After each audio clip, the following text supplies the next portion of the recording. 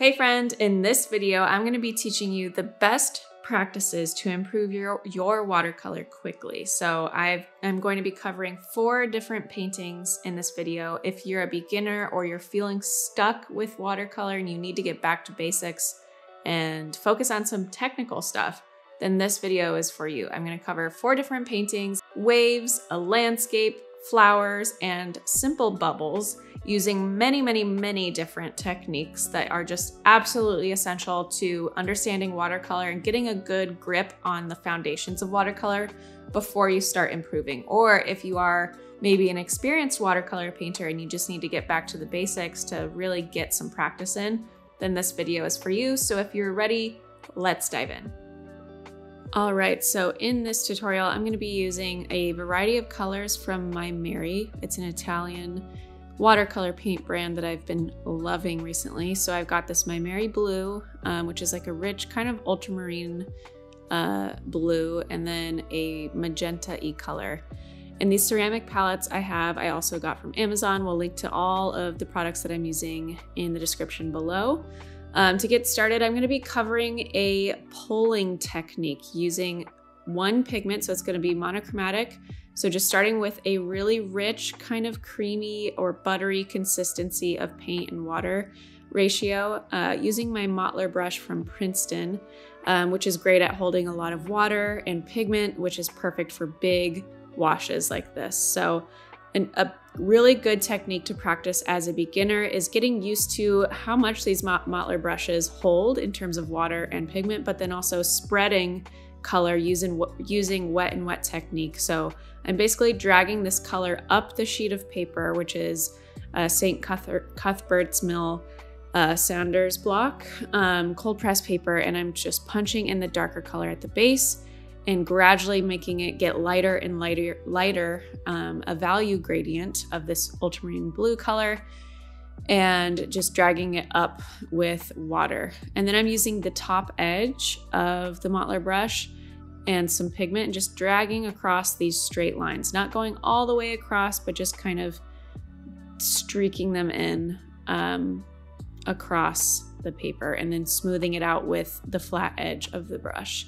This is gonna be an ocean, just a very simple, basic ocean. You're gonna practice wet and dry technique once that dries. So while that's drying, I'm gonna move on to my second sheet. I just separated the top and bottom sections of my paper with some 3M blue painter's tape.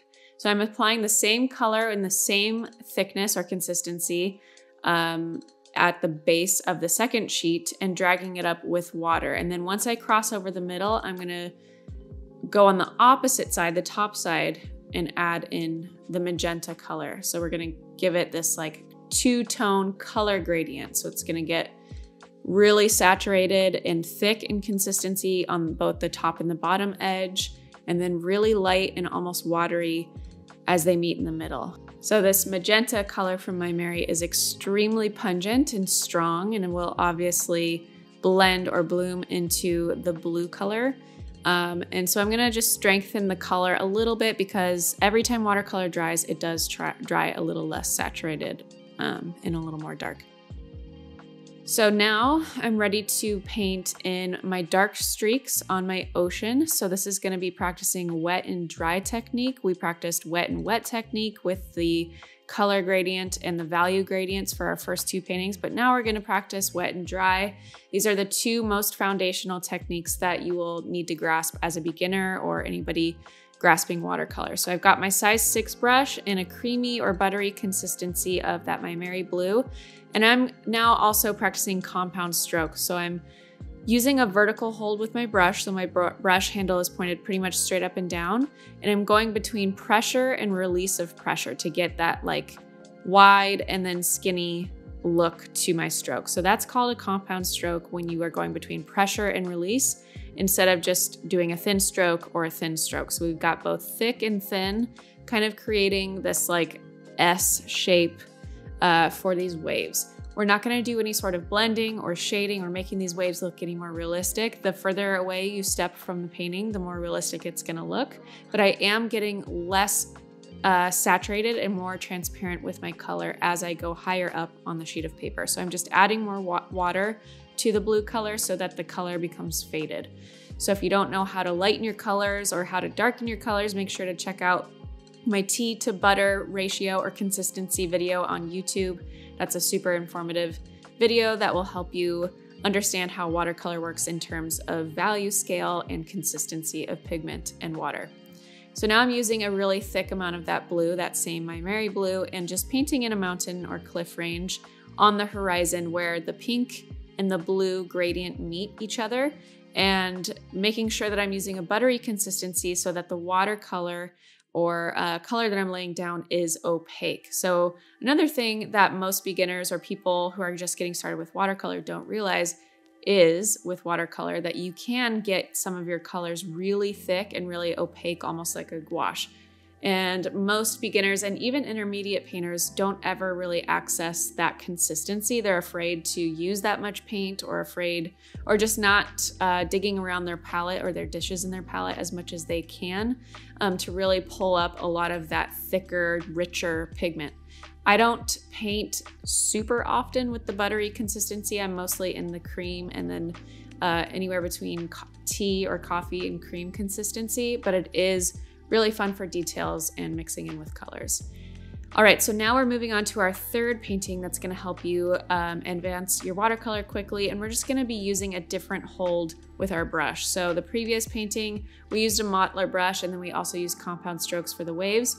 But for this practice, I want you just to practice using a slanted hold. So I've got an angle hold on my brush. It's pointed off to the side, and it's about 45 to 35 degrees away from the paper. So I'm using the belly of the brush instead of the tip of the brush and just basically painting in marigolds that are just the shape of a fluffy cloud. So I'm just getting used to dragging the hair of my brush across the paper like this and using the fatness or the belly of the brush to give me these shapes. It's a really simple arrangement that I'm gonna be doing with some of my favorite flowers, which is marigolds. We have them in our garden here in California. I love marigolds so much. They're bright, bright orange. And I'm using a creamy consistency of pigment and water for most of these. And then when I want a super light, more transparent orange, I'm obviously gonna go down to the tea or coffee consistency ratio. I'm adding a touch of that My Mary bright magenta color to some of the oranges too, to get more of that brown red undertone orange, the darker orange. And I'm just creating a little arrangement that would be in a bud vase or something, small porcelain, like blue and white porcelain like you'd see in Limoges style porcelain. And so I'm just doing a little clump or cluster. I'm not getting too spaced out with the heads of my flowers because that's gonna make your arrangement feel a little bit more spacious, like a little bit too much negative space if you don't do it properly. So now I'm going to use just basically dirty water that I have in my water cups and lay down like an off-white, or if you have like a shade of little tint of blue in your water, that works. So I'm just gonna be painting in a vase with basically just that tinted water. I do have a little bit of this like creamy gouache that I grabbed on my mottler brush a little bit here and there to also just paint in an off-white color. But basically you're just painting in an off-white color. If you don't have gouache, that's totally fine.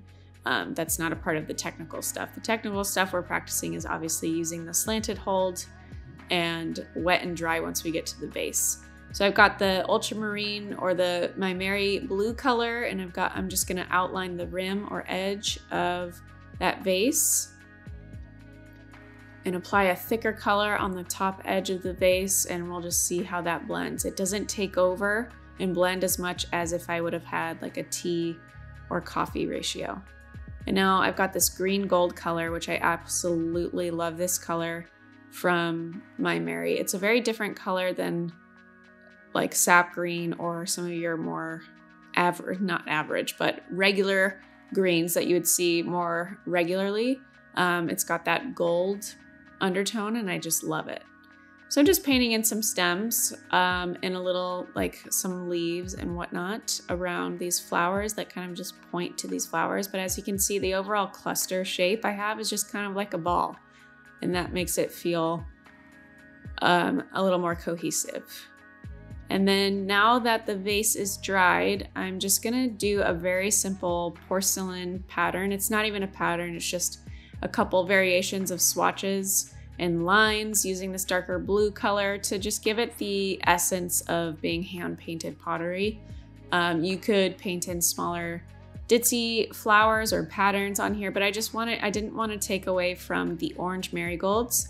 And I wanted to accentuate that orange by using its contrasting color, which is blue for the vase. So doing a simple floral arrangement like this, practicing a slanted hold is a great technique to practice, but then you're also practicing basic color theory principles. So you could do pink flowers in a green vase, or you could do red flowers in a green vase. Pink is a variety of red, or you could do purple flowers in a yellow vase, and just see how or different shifts that you can make to improve the painting. So if you're using too much orange versus blue, or the other way around, or what kind of accent color for the stems could we incorporate. For example, the green that I'm using is very close to orange because of all the yellow undertones in the gold shade, the green gold shade. So having that is kind of like accentuating the heaviness on the orange, because there is a lot of blue going on, but because of the orangey yellow undertone in the green, we win that competition in the orange category, or the warm color category. But if I were to use a blue-green, then I would be leaning more towards the blue, the shades of blue in my porcelain vase, and see how that shifts the overall feel and aesthetic of the painting just by making one color decision. So it's pretty crazy how much color can shift the overall vibe and feel of a painting. So you could even just practice a bunch of those floral-based paintings over and over again and just make color shifts.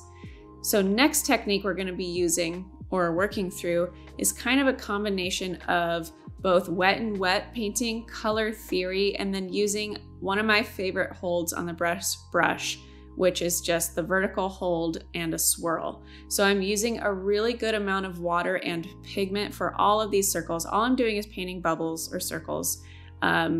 Cezanne and Signac and a bunch of very famous masters in the early 1900s used to paint bubbles like this, abstract art similar to this all the time. And you would look at the paintings for the colors that they used. They would use that rich cobalt blue, a bright orange, or just the color arrangements and color palettes they used in a very big shift in art, moving towards contemporary art in the late 1800s, early 1900s. So with these bubble paintings, you're mostly focusing on color and how to incorporate color and balance with negative space and positive space, and then also composition. So as I'm getting started, I always start these bubble pieces in the top left. I'm right-handed, so top left just feels most natural, and then work my way down in those top two quadrants. So if you were to split your painting into 4 quadrants with one vertical line and one horizontal line in the perfect center, intersecting in center, you would have 4 separate planes or quadrants on your paper. So I start in the left quadrant and I start working toward my right.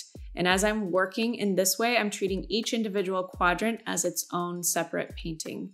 So within each quadrant, I want to make sure I have a good balance of color. So I don't have all of my magentas in the top left quadrant and then all of my green golds in the bottom right quadrant.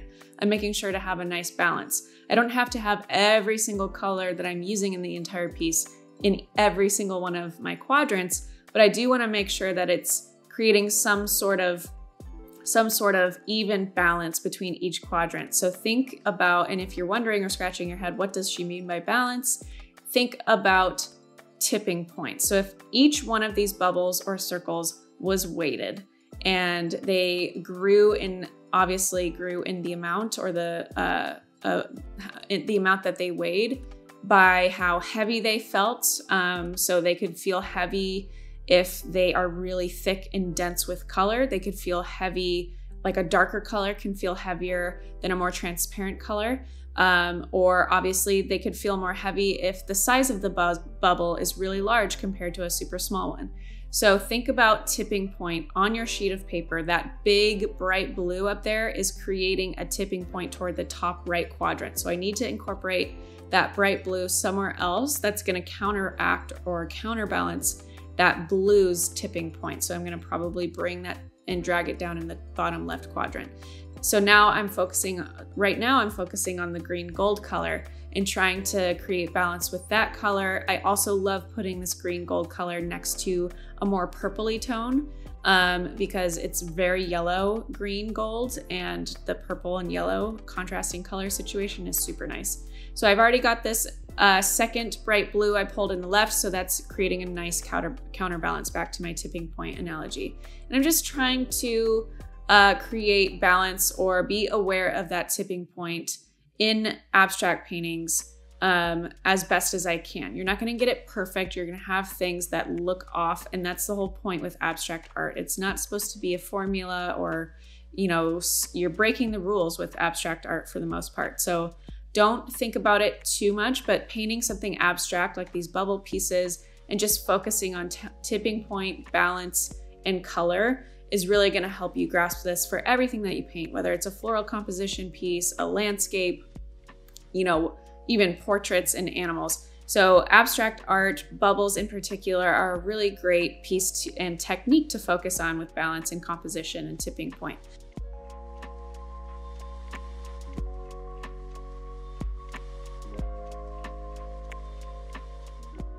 Thank you so much for watching. I hope that was helpful for you and fun.